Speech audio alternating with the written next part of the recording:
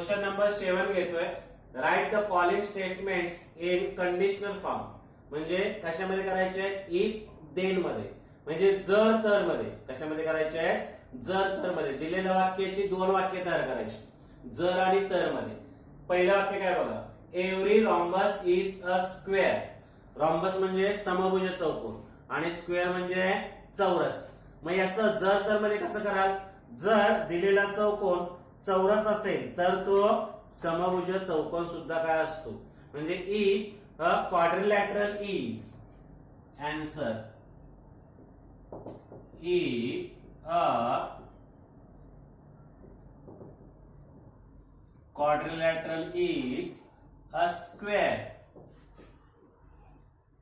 दिलेला चौकोन काय आहे? चौरस आहे. Then it is a rhombus. Then it is a rhombus. म्हणजे जर दिलेला चौकोन चौरस असेल तर तो काय असतो? समभुज चौकोन असतो. इफ देन मध्ये करायचे. आपल्याला काय करायचे आहे? इफ देन मध्ये. इफ आणि देन मध्ये म्हणजे दिलेला चौकोन चौरस असेल तर तो काय असतो? समभुज चौकोन असतो. आता पुढचं बघा, angles in linear pair. Linear pair म्हणजे रेषीय जोडीतील कोन. रेषीय जोडीतील कोन आर सप्लिमेंटरी. म्हणजे कसे असतात रे? पूरक असतात. लिनियर पेअर म्हणजे रेषीय जोडीतील कोन कसे असतात? पूरक असतात. मग जर अँगल सप्लिमेंटरी असतील तर ते कसे असतील? Linear pair. पण इथे एक अट आहे, लक्षात ठेवा. पूरक कोन रेषीय जोडीतील पूरक कोणाच्या मापांची बेरीज 180 असते. रेषीय जोडीतील कोणाच्या मापांची बेरीज सुद्धा 180 असते. पण ज्या दोघांची बेरीज 180 असते त्याला रेषीय जोडीतील म्हणत नाही. रेषीय जोडीतील कोणाची व्याख्या वेगळी आहे लिनियर पेअर अँगलची. मग इथे काय पाहिजे? सप्लिमेंटरी पाहिजे पण ऍडजस्टंट अँगल पाहिजे, संलग्न कोन पाहिजे. जर संलग्न पूरक कोन असतील तरच ते काय असतील? रेषीय जोडीतील असतील. म्हणजे इथे adjacent angles if adjacent angles are supplementary. म्हणजे लगतचे कोन. ऍडजस्टंट अँगल म्हणजे काय येणार? लगतचे कोन. जर लगतचे कोन पूरक असतील, लगतचे कोन पूरक असतील देन काय रे? Then angle in linear pair. काय लिहाल? They form in linear. They form in linear pair. तर ते कसले असतील? रेषीय जोडीतील कोन असतील. बघा, ऍडजस्टंट अँगल म्हणजे लगतचे कोन. सप्लिमेंटरी म्हणजे पूरक. इफ म्हणजे जर. देन तर ते काय असतील? रेषीय जोडीतील कोन असतील. तर ते काय ना? रेषीय जोडीतील कोन. आता तिसरं काय बघा, a triangle is figure formed by 3 segment. म्हणजे ट्रायंगल कधी होतो? 3 रेषाखंडांनी तयार झाल्यानंतर. म्हणजे जर 3 रेषाखंडांनी एखादी आकृती तयार होत असेल तर त्या आकृतीला काय म्हणायचं? ट्रायंगल म्हणायचं. काय म्हणायचं? ट्रायंगल म्हणायचं. If a figure form by 3 segment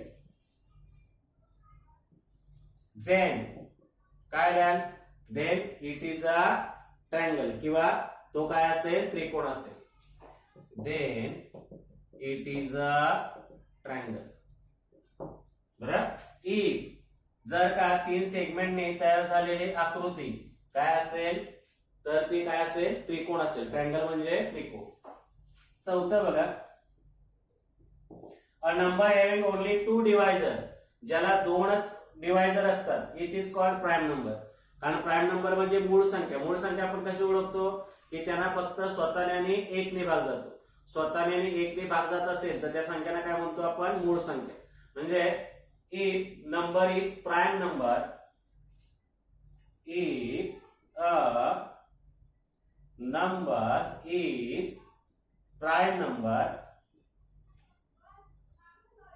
then काय रे? number having only 2 divisors. then काय लिहिणार? it has only 2 divisors. It has only काय लिहिणार 2 डिवायझर. म्हणजे काय रे, जर काय असेल,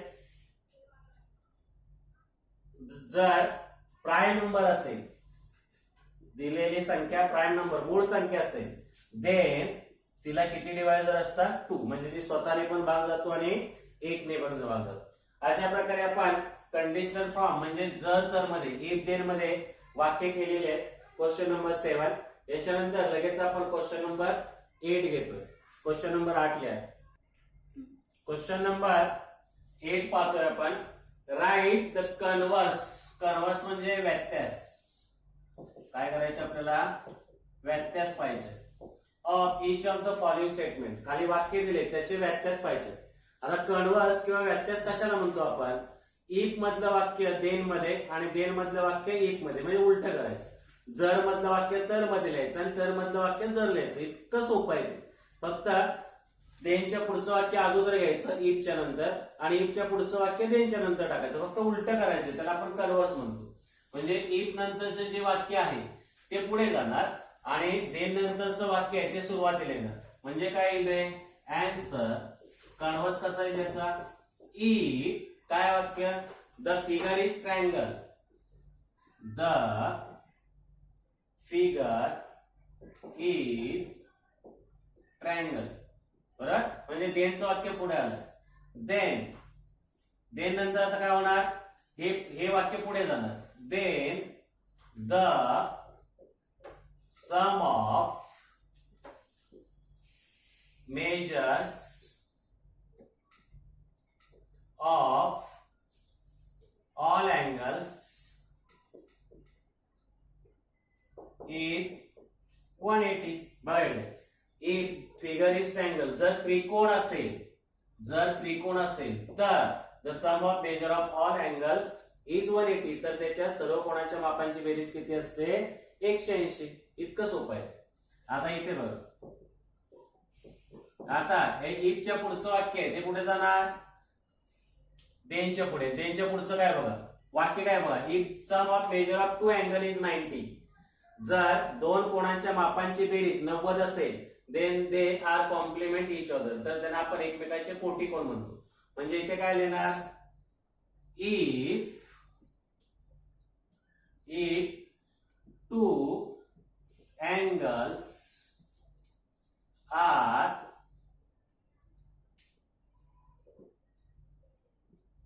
complementary. If 2 angles are complementary, जर ते एकमेकांचे कोटी कोण असतील, then काय रे, sum of measure of is 90.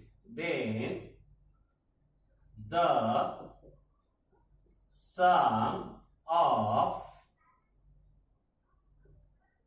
measure of angles is 90 degree. बघा, जर दोन कोण कसे असतील, कोटी कोण असतील, तर त्यांच्या कोणांची बेरीज किती असते, sum of angle is measure of angle किंवा सम ऑफ अँगल इज लिहिलं तरी चालेल किंवा सम इज 90 लिहिलं तरी चालेल. सम इज 90. त्या दोघांची बेरीज किती असते, 90 अंश असते. तिसरं वाक्य बघा, if the corresponding angles formed by a transverse of 2 lines are congruent, then 2 lines are parallel. म्हणजे if नंतरचं वाक्य देन मध्ये जाणार, देन नंतरचं वाक्य if मध्ये येणार. म्हणजे काय येईल, if 2 parallel lines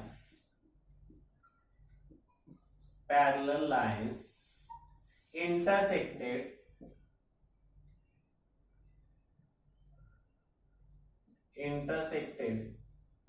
by a transversal,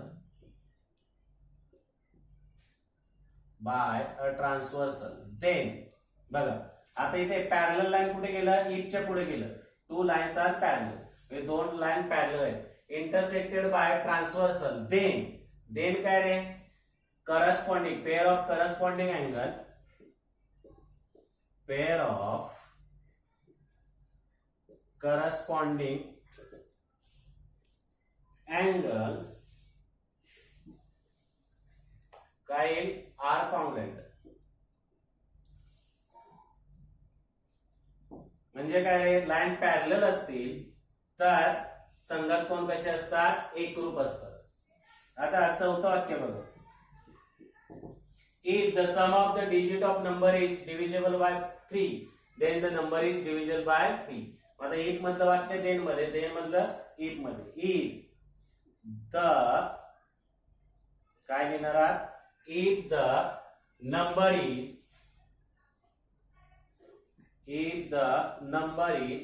divisible by 3, then काय रे, the sum of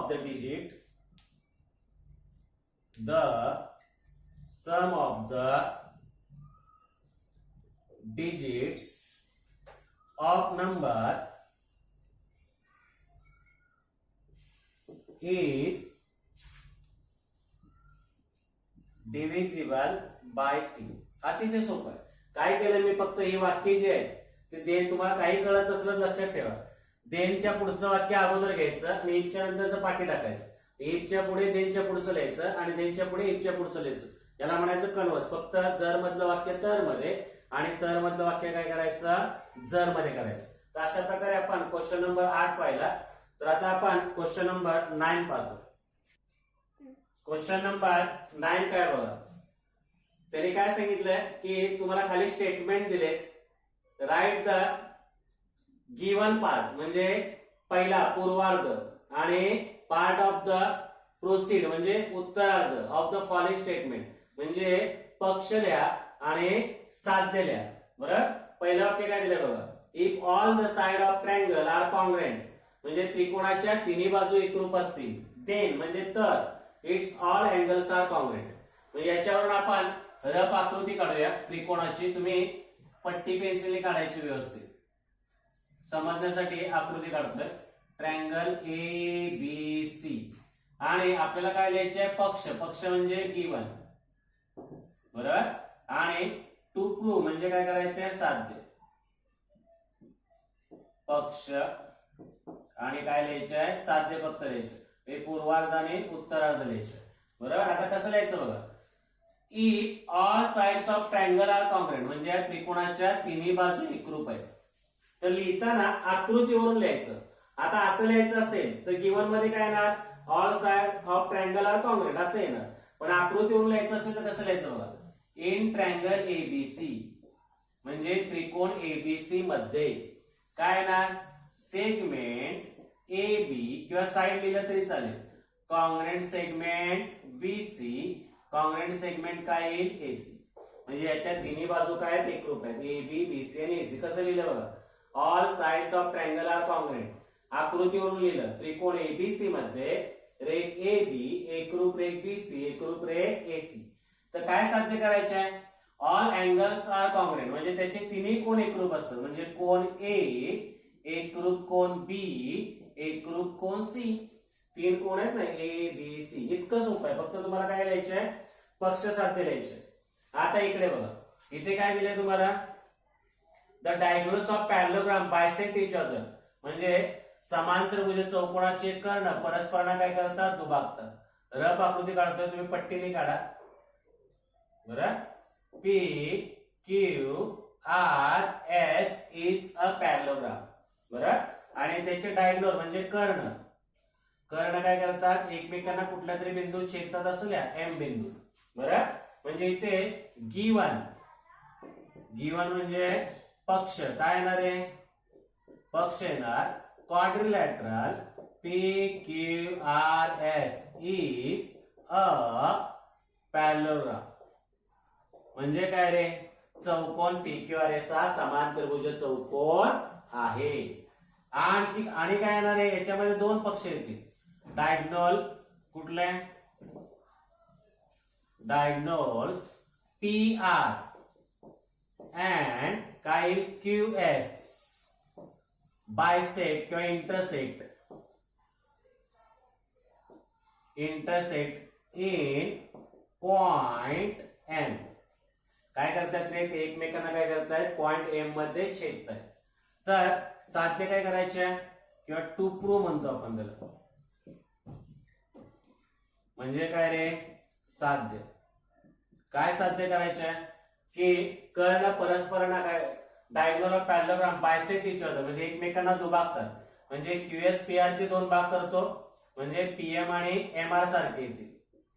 PM is equal to काय येईल एमआर आणि क्यूएम इज इक्वल टू काय येईल एमएस. हे साध्य करायचे. तर तिथपर्यंत अशा प्रकारे आपण काय लिहिलं त्यांनी काय काय सांगितलं होतं त्याप्रमाणे आपण पक्ष आणि साध्य लिहिलं आणि इथे पक्ष आणि साध्य लिहिलं. ठीक आहे. तर आपण अशा प्रकारे प्रश्न 9 पूर्ण केलाय. आता आपण प्रश्न 9 पूर्ण झाल्यानंतर तुमचा शेवटचा एक प्रश्न झाला तो आपण नंतर घेणार आहोत. आता आपण इथेच थांबतो. शिकवले क्वेश्चन नंबर 10 सेम आहे. तुम्हाला क्वेश्चन नंबर 9 मध्ये 2 वाक्य दिली होती. तिथे आकृती काढायला सांगितली नव्हती पण आपण काढली ना आकृतीवरून लिहिलं. इथे सांगितलंय की त्याने फिगर काढा आणि त्याच्यावरून काय करा पक्ष आणि साध्य लिहा.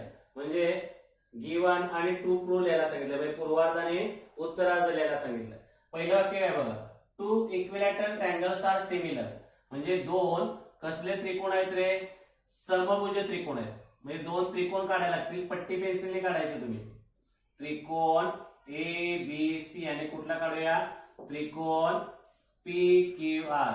इक्विलॅटरल आहेत म्हणजे काय रे याच्या तिन्ही बाजू समान आहेत आणि याच्या पण तिन्ही बाजू समान आहेत. म्हणजे दोन्ही कसे आहेत समभुज त्रिकोण आहेत. कसले त्रिकोण आहेत समभुज त्रिकोण आहेत. म्हणजे गिवन मध्ये काय लिहाल गिवन म्हणजे काय रे पक्ष. पहिलं काय लिहाल in triangle A B C मगाच्या सारखंच segment A B congruent segment B C आणि कॉन्ग्रेंट सेगमेंट काय ए सी. म्हणजे त्रिकोण एबीसी च्या तिन्ही बाजू समान आहेत आणि in triangle P Q R याच्यामध्ये सुद्धा काय होईल segment P Q congruent segment Q R congruent segment P R. बघा इकडे टू इक्विलॅटरल ट्रायंगल दोन समभुज त्रिकोण आहेत. मग त्रिकोण एबीसी समभुज का कारण त्याच्या तिन्ही बाजू एकरूप आहेत. पी क्यू आर सुद्धा समभुज का कारण त्याच्या तिन्ही बाजू एकरूप आहेत. तर टू प्रूव्ह म्हणजे तुम्हाला साध्य काय करायचंय साध्य करायचंय ए आर सिमिलर म्हणजे दोन्ही त्रिकोण कसे आहेत समरूप आहेत. ए बी सी समरूप त्रिकोण पी क्यू आर. कसं लिहिलं बघा तिन्ही बाजू एकरूप म्हणजे इक्विलॅटरल ट्रायंगल तिन्ही बाजू एकरूप म्हणजे इक्विलॅटरल ट्रायंगल आणि दोन्ही कसे आहेत सिमिलर म्हणजे समरूप आहेत. आता दुसरं काय दिलंय बघा angle in linear pair. Linear pair angle कसे काढतो रे आपण तुम्ही पट्टी पेन्सिलने काढायचं. ए बी सी आणि D linear pair are congruent. Linear pair मध्ये आहेत आणि कॉन्ग्रेंट सुद्धा आहेत. हे कोण कसे आहेत लिनियर पेअर सुद्धा आहेत आणि कॉन्ग्रेंट सुद्धा आहेत. तर then each of them is right angle. म्हणजे गिवन मध्ये काय येईल बघा गिवन मध्ये काय येणार एक गिवन म्हणजे पक्ष angle A B C and angle CBD are कसले लिनियर पेअर. म्हणजे काय रे रेषीय जोडीतील कोण आहेत आणि ते कसे आहेत रे एकरूप आहेत. अँगल एबीसी कॉन्ग्रेंट सांगितले ना congruent angle CBD linear pair मध्ये रेषीय जोडीतील असून ते एकरूप आहेत. म्हणजेच काय टू प्रूव्ह म्हणजे साध्य काय करायचं तर काय each of them is right angle. म्हणजे या दोघांचंही माप कसं असेल 90. एबीसी सुद्धा 90 आणि सीबीडी सुद्धा किती असेल 90. याचा अर्थ एबीसी पण 90 आणि सीबीडी पण 90. कळतंय इथपर्यंत. त्याच्यानंतर तिसरं बघा काय दिलंय if altitude drawn on two sides of triangle. म्हणजे त्रिकोण घेतला आपण ए बी सी आणि बाजू एसी वरती लंब टाकला आणि बाजू एबी वरती लंब टाकला. हा ई घेऊया हा एफ घेऊया काही घ्या.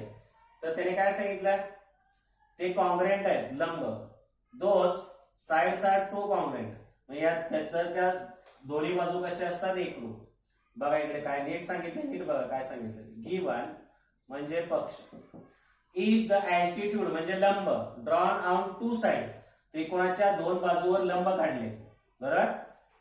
इन ट्रायंगल एबीसी कुठले दोन लंब काढले ते, BE segment BE perpendicular side काय काढलाय एसी, आणि दुसरा लंब काय काढलाय CF segment CF perpendicular side काय काढलाय एबी, बरोबर. आर कॉन्ग्रेंट ते कॉन्ग्रेंट पण आहे, म्हणजे काय येईल, हे जे लंब आहे सेगमेंट बीई कॉन्ग्रेंट सेगमेंट काय येईल सीएफ. बघा लंब जे आहे ते एकरूप आहे, देन नंतरचं वाक्य काय, तर त्या दोन्ही बाजू ज्याच्यावर लंब टाकले ते एकरूप येतात, म्हणजे टू प्रूव्ह म्हणजे काय येईल साध्य.